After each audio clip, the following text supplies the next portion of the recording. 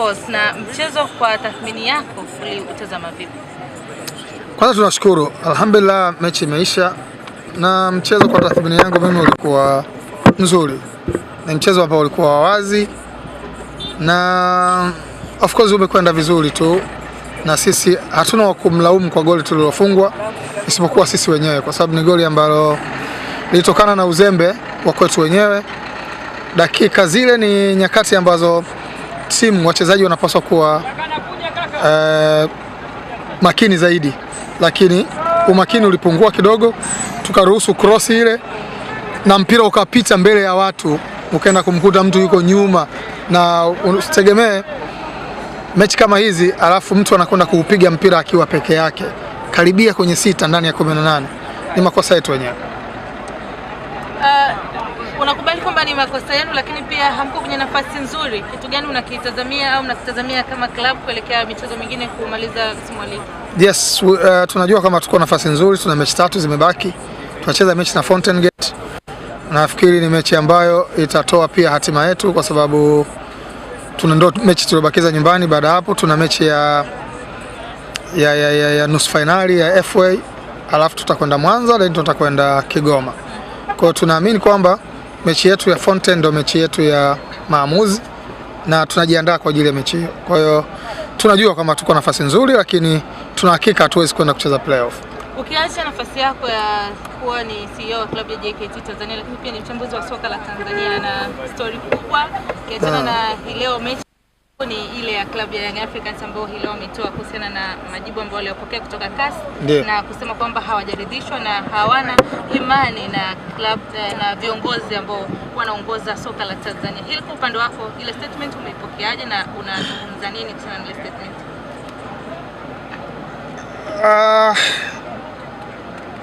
Matokeo ya CAS wao wameyapata, sio? Yeah.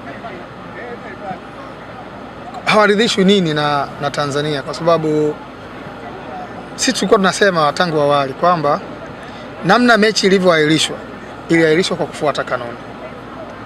Na nafsi mimi siamini kwamba mechi iliahirishwa kwa sababu ya Simba, kwa sababu waliokaa kwenye kikao hawakuwa Simba. Waliokaa kwenye kikao ilikuwa ni kamati ya uendeshaji wa ligi maarufu kama kamati ya masaa 72. Simba wao walitoa tu malalamiko ya kwamba tumefanywa 1 2 3, na wao walikuwa na ushahidi, kwa sababu mechi commissioner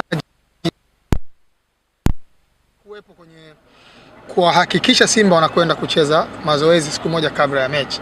Lakini hilo alikutokea, ndio maana Simba wakasema sisi hatuwezi kucheza kwa sababu kanuni hazifuatwi. Wao wakafuata kanuni kuahirisha mechi. Kanuni ipo ya 34-3 inasema wao TFF watakavyoona, yani sababu wanayo wao. Wamesema walitoa mistake, kurudia maelezo waliotoa yalikuwepo pale. Sasa ilikuwa ni kazi ya Yanga kufuata maelekezo ya mamlaka, ama sivyo kupinga kwa kutumia vyombo vya ndani. Wao wakaamua kwenda zao CAS wamewakataa, lakini kulikuwa na kitu kimefanyika kama kujaribu kushinikiza hivi.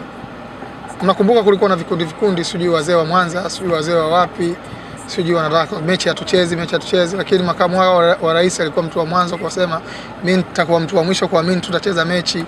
Sasa unajua unazizuiaje hizo kauli tena? Unarudije tena kwa watu kuambia tunacheza kwa sababu kule mmeshindwa? Yanga hawana imani na TFF ipi? Wana mwaka wa 3 unachukua kikombe. TFF ndio hii. Hawana imani kwenye engo gani? Wanasema kuna baadhi ya clubs zinapendelewa kwa experience. Nchi hii klabu ni 2 tu.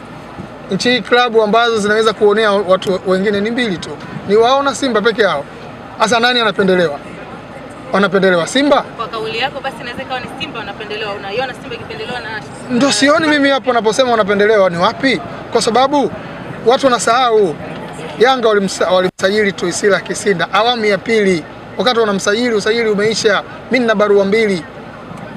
Barua inatoka kwa katibu mkuu wa TFF, anamwandikia mtendaji wa Yanga akijibu kwamba ili kufanya hivyo tutavunja kanuni ya 62.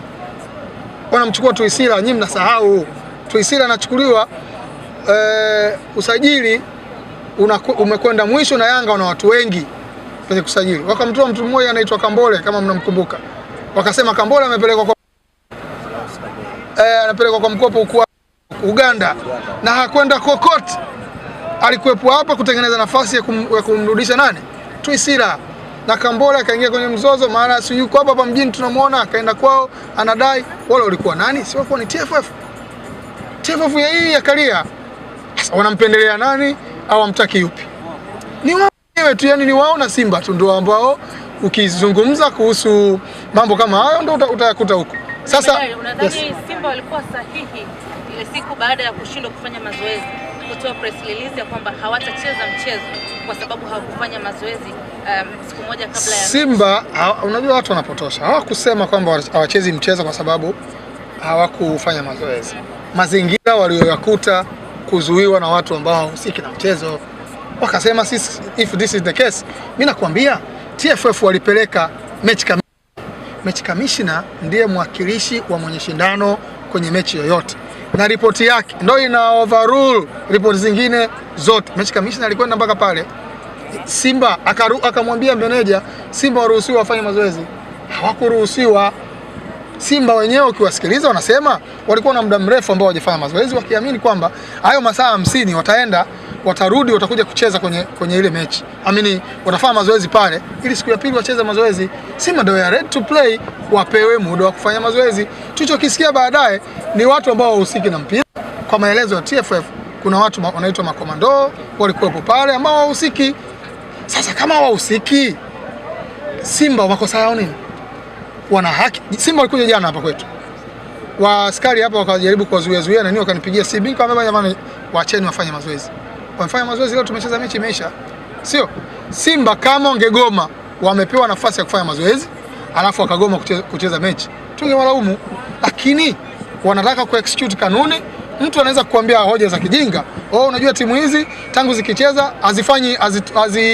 hazitumii hiyo kanuni, so what? Kwa hiyo mtu akiamua kutumia anakatazwa na nini? Kwa maana hiyo viongozi wa Young Africans kutokana na majibu waliyopokea kasi ni kwamba wanaona aibu kurudi kwa mashabiki na kusema aibu tu, hamna kitu chochote. Hamna kitu chochote cha maana. Yaani mimi mtu ananiambia Yanga unaonewa kwenye ingo gani? Yaani wao Yanga watuambie bana sisi eti kuna uonevu. Yanga anaonewa nchi, anaonewaje? Na hapo nyinyi hapa wote mnaamini kama Yanga inaonewa? Yaani inaweza kuonewa Yanga nchi afu tukakaa hivi tulivyo? Yanga hawezi kuonewa. Yanga Simba wao wanatuonea sisi siku zote. Waache uongo. Na hapo viongozi ile wanasema kwamba hawachezi, lakini unaona shauri yao wenyewe. Hapo ushauri wako labda kwa bodi ya ligi, manake Yanga inakuwa kama imekiuka pia na mamlaka ya kasi ambayo imewaelekeza wao, manake wametoa taarifa kwa umma. Wewe ushauri wako sasa kwa wenye mamlaka ya mpira? Mimi kama nataka kushauri ni kwamba mamlaka itoe tarehe ya mechi tu. Watu wasifike kiwanjani, watumie kanuni. Full stop, ndio tutatoka huku.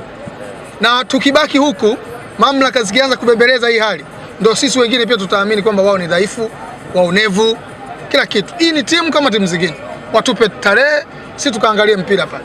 Hawataki mpira pale, wasije, kanuni itumike. Watangaze na viingilio kabisa. Akaka.